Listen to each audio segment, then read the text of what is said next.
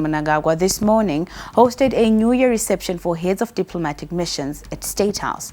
The event provided an opportunity to reaffirm Zimbabwe's commitment to peaceful international cooperation, mutual respect, and constructive engagement with global community. In his remarks, the president expressed and reiterated Zimbabwe's ambition to foster economic growth, peace, and prosperity through international cooperation. Tafara Svochiwe has more. Today's world faces a plethora of interconnected challenges, from climate change, poverty, inequality, conflict, and pandemics. Zimbabwe's leader, President Emmerson Mnangagwa, believes tackling such challenges demands urgent and collaborative global action. The president said this in his remarks at the New Year's reception with heads of diplomatic missions and international organizations accredited to Zimbabwe held at State House. He underscored the need to foster a culture of constructive dialogue in international relations. The president said on its part, Zimbabwe stood open for progressive dialogue, guided by its friend to all and enemy to none policy. Zimbabwe is a friend to all and an enemy to none. We are open for business, and your nationals are welcome to pursue investments in our mining sector and other subsectors of the economy. President Mnangagwa added that Zimbabwe remains open for dialogue aimed at the total removal of sanctions imposed on it by America and the West.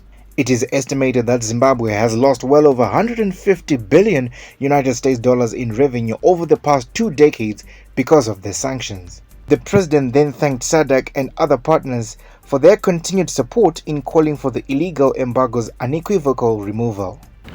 I extend gratitude to our SADC family and African brothers and sisters who, for their principled support and solidarity, as they amplify calls for the lifting of sanctions on Zimbabwe.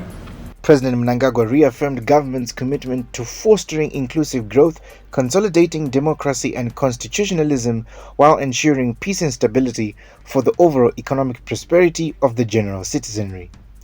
He highlighted some of the reforms the government was undertaking across the board to ensure the country's attainment of upper middle class economic status by 2030. As you may be aware, our country has set out a national vision to become an empowered and prosperous upper middle income society by 2030.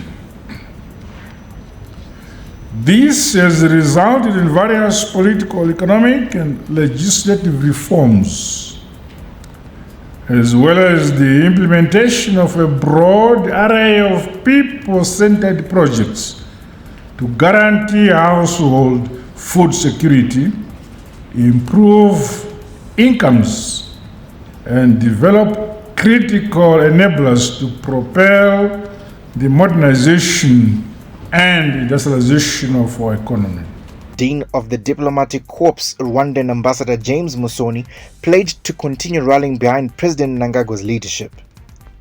Ambassador Musoni also congratulated Zimbabwe on the election of Kirsty Coventry as the president of the International Olympic Committee.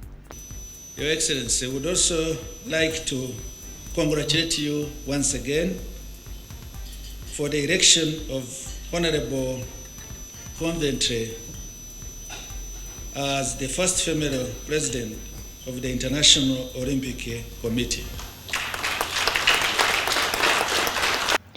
President Emmerson Mnangagwa's meeting with heads of diplomatic missions in Zimbabwe marks a significant step in further strengthening the country's international relations. The country is keen on building stronger ties with its diplomatic partners, creating a foundation for mutual growth and progress. For ZTN Prime, I am Tafara Sibochiwe at State House.